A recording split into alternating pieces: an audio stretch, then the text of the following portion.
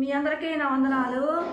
సామెతల గ్రంథము 22వ అధ్యాయము 6వ వచనం చదువుకుందాం.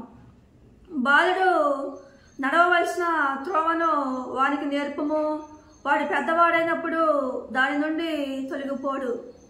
దేవుడు ఇక్కడ ఏమంటుందంటే మన పిల్లలను క్రమశిక్షణలో మనం పెంచే వారంగా ఉండాలి అని చెప్తున్న దేవుడు. మంచి మార్గంలోని వారిని నడిపించే వారంగా ఉండాలి అని చెప్తున్న దేవుడు. మన పిల్లలను మనం మంచి మార్గంలోని నడిపించాలి అంటే, వారిని పరిశుద్ధమైన మార్గంలోకి మనం నడిపించాలి అంటే ముందుగా మనం మారు మనసు పొందుకునే వారంగా ఉండాలి అని చెప్తున్న దేవుడు. ముందుగా మనం పరిశుద్ధమైన జీవితం జీవించే వారంగా ఉంటే మన పిల్లలు మన మాట వినేవారుగా ఉంటారు. మనల్ని చూసి వారు కూడా మంచి మార్గంలో నడిచేవారుగా ఉంటారు. మనం పరిశుద్ధమైన జీవితం జీవించకుండా ఉన్నప్పుడు అపవిత్రమైన జీవితం జీవించే వారంగా ఉంటే మన పిల్లలకు మనం మంచి మాటలు చెప్పినా కానీ, వారు మారాలని మంచి మాటలు వారికి బోధించినా కానీ వారు మన మాట లెక్క చేయకుండా ఉండేవారుగా ఉంటారు. మనము ఈ లోకంలోని అపవిత్రమైన జీవితం జీవిస్తూ మన పిల్లలకు మంచి మాటలు చెప్పే వారంగా ఉంటే వారు మన మాట వినరు. మన మాట లెక్క చేయకుండా మనకు ఎదురుదిరిగి మాట్లాడేవారుగా ఉంటారు. వారు మనల్ని ఎదిరించేవారుగా ఉంటారు.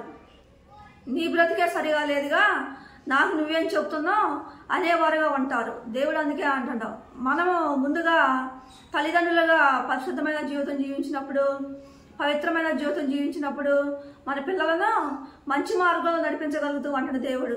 పరిశుద్ధమైన మార్గంలోకి నడిపించగలుగుతూ అంటున్న దేవుడు. మనం పరిశుద్ధులుగా ఉన్నప్పుడు, పవిత్రులుగా ఉన్నప్పుడు మన పిల్లలకు మనం మంచి మాటలు చెప్పినట్లయితే వారు ఆ మాట వినేవారుగా ఉంటారు. వారు మారు మనసు పొందేవారుగా ఉంటారు. సామెతల గ్రంథము 22వ అధ్యాయము 6వ వచనం చదువుకుందాం. బాలుడు నడవవలసిన త్రోవను వానికి నేర్పము, వాడు పెద్దవాడైనప్పుడు దాని నుండి తొలగిపోడు. దేవుడు ఇక్కడ ఏమంటుందంటే మన పిల్లలను మంచి మార్గంలోకి మనం నడిపించే వారంగా ఉండాలి అని చెప్తున్న దేవుడు. మన పిల్లలను మనం మంచి మార్గంలోకి నడిపించాలి అంటే, పరిశుద్ధమైన మార్గంలోకి నడిపించాలి అంటే ముందుగా మనం పరిశుద్ధమైన జీవితం జీవించే వారంగా ఉండాలి అని చెప్తున్న దేవుడు. పవిత్రమైన జీవితం జీవించే వారంగా ఉండాలి అని చెప్తున్న దేవుడు. మనము పరిశుద్ధమైన జీవితం జీవించినప్పుడు, పవిత్రమైన జీవితం జీవించినప్పుడు మన పిల్లలు కూడా మనల్ని చూసి పరిశుద్ధమైన మార్గంలోకి నడిచేవారుగా ఉంటారంట. మన పిల్లలను పరిశుద్ధమైన మార్గంలోకి నడిపించాలి అంటే, పవిత్రమైన మార్గంలోకి నడిపించాలి అంటే ముందుగా తల్లిదండ్రులుగా మనం పరిశుద్ధంగా జీవించే వారంగా ఉండాలి అని చెప్తున్న దేవుడు. పవిత్రంగా జీవించే వారంగా ఉండాలి అని చెప్తున్న దేవుడు.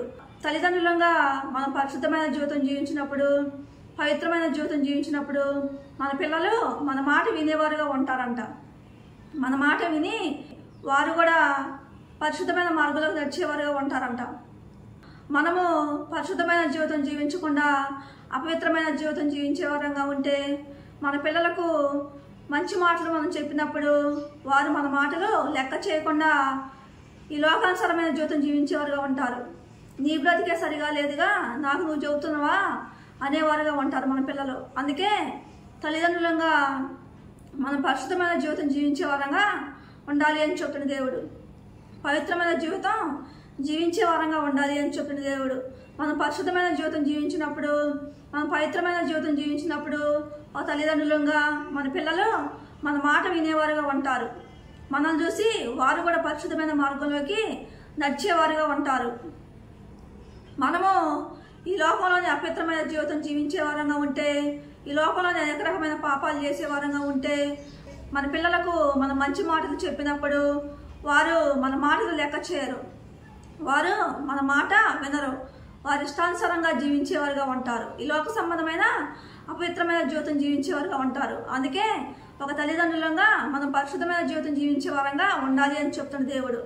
అందుకే దేవుడు అంటున్నాడు, మన పిల్లలను పరిశుద్ధమైన మార్గంలోకి నడిపించాలి అంటే, పవిత్రమైన మార్గంలోకి నడిపించాలి అంటే ఒక తల్లిదండ్రులుగా పరిశుద్ధంగా పవిత్రంగా బ్రతికే వారంగా ఉండాలి అని చెప్తున్న దేవుడు. అందుకే దేవుడు అంటున్నాడు. సామెతల గ్రంథము 22వ అధ్యాయము 6వ వచనం చదువుకుందాం. బాలుడు నడవవలసిన త్రోవను వానికి నేర్పము, వాడు పెద్దవాడైనప్పుడు దాని నుండి తొలగిపోడు. ఏంటంట, తల్లిదండ్రులంగా మనం పరిశుద్ధమైన జీవితం జీవించినప్పుడు మన పిల్లలకు మంచి మాటలు చెప్పినట్లయితే వారు వినేవారుగా ఉంటారు, మన మాట వినేవారుగా ఉంటారు. మనం పరిశుద్ధమైన జీవితం జీవించే వారంగా ఉంటే, పవిత్రమైన జీవితం జీవించేవారుగా ఉంటే మనల్ని చూసి వారు కూడా పరిశుద్ధమైన జీవితం జీవించేవారుగా ఉంటారు, పవిత్రమైన జీవితం జీవించేవారుగా ఉంటారు. నా తల్లిదండ్రులు చాలా పరిశుద్ధంగా జీవిస్తున్నారు, నా తల్లిదండ్రుల్లో ఎలాంటి చెడు లక్షణాలు లేవు అని వారు అనుకొని వారు కూడా మంచి మార్గంలో నడిచేవారుగా ఉంటారు, పరిశుద్ధమైన మార్గంలోకి నడిచేవారుగా ఉంటారు. మనం ఈ లోకానుసారమైన జీవితం జీవిస్తూ, అపవిత్రమైన జీవితం జీవిస్తూ మన పిల్లలకు మంచి మాటలు చెప్తే వారు మనల్ని లెక్క చేయరు అంటాడు దేవుడు, మన మాట వారు వినరు అంటాడు దేవుడు. మనం ఈ లోకానుసారమైన జీవితం జీవించే వారంగా ఉంటే మన పిల్లలు కూడా అపవిత్రమైన జీవితం జీవించేవారుగా ఉంటారు అంటాడు దేవుడు. ఈ లోకానుసారమైన జీవితం జీవించేవారుగా ఉంటారు అంటాడు దేవుడు. మనము ఒక తల్లిదండ్రులుగా వ్యభిచారులుగా ఉన్నప్పుడు, దొంగలుగా ఉన్నప్పుడు, దోచుకునేవారుగా ఉన్నప్పుడు, బూతులు మాట్లాడే వారంగా ఉన్నప్పుడు, అపవిత్రులంగా ఉన్నప్పుడు, చుట్టుబోతులుగా ఉన్నప్పుడు, తాగుబోతులుగా ఉన్నప్పుడు, అలా అపవిత్రమైన జీవితం జీవిస్తూ మన పిల్లలకు మనం మంచి మాటలు చెప్పే వారంగా ఉంటే మన పిల్లలు మన మాట వినరు అంటాడు దేవుడు, మన మాట లెక్క చేయరు అంటాడు దేవుడు.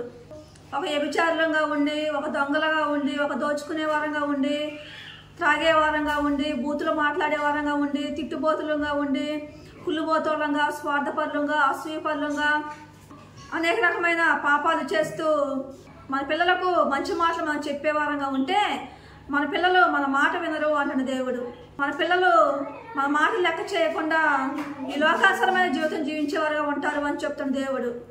నీ బ్రతికే సరిగా లేదుగా, నువ్వు నాకేం చెప్తున్నావని మనకు ఎదురు తిరిగి మాట్లాడేవారుగా ఉంటారు, మనల్ని లెక్క లేకుండా తీసి పారేసేవారుగా ఉంటారు. తల్లిదండ్రులుగా వ్యభిచారులుగా, దొంగలుగా, దోచుకునేవారుగా, కులుబోతులుగా, స్వార్థపరులుగా, అసూయపరులుగా, బూతులు మాట్లాడేవారుగా, ఈ లోక సంబంధమైన అనేక రకమైన పాపాలు చేసేవారుగా ఉంటే మనల్ని చూసి మన పిల్లలు కూడా నేర్చుకునేవారుగా ఉంటారు. నా తల్లిదండ్రులే ఇలా అపవిత్రమైన జీవితం జీవిస్తూ ఉన్నారు, నేను చేస్తే ఏముంటుంది అని మన పిల్లలు కూడా మనల్ని చూసి అపవిత్రమైన జీవితం జీవించేవారుగా ఉంటారు. అందుకే ఒక తల్లిదండ్రులుగా పరిశుద్ధమైన జీవితం జీవించేవారుగా ఉండాలి అని చెప్తున్నాడు దేవుడు. అందుకే దేవుడు అంటాడు ఇక్కడ లోకాసువార్త 6వ అధ్యాయము 39వ వచనం చదువుకుందాం. మరియు ఆయన వారితో ఈ ఉపమానం చెప్పెను, గుడ్డివాడు గుడ్డివానికి దారి చూపగలడా? వారిద్దరును గుంటలో పడుదురు కదా. నీవు నీ కంటిలోనున్న దూలము ఎంచక నీ సహోదరుని కంటిలో ఉన్న నలుసు చూడనేలా? నీ కంటిలో ఉన్న దూలమును చూడక నీ సహోదరునితోని, సహోదరుడా నీ కంటిలో ఉన్న నలుసు తీసివేయనిమ్మని నీవెలాగా చెప్పగలవు?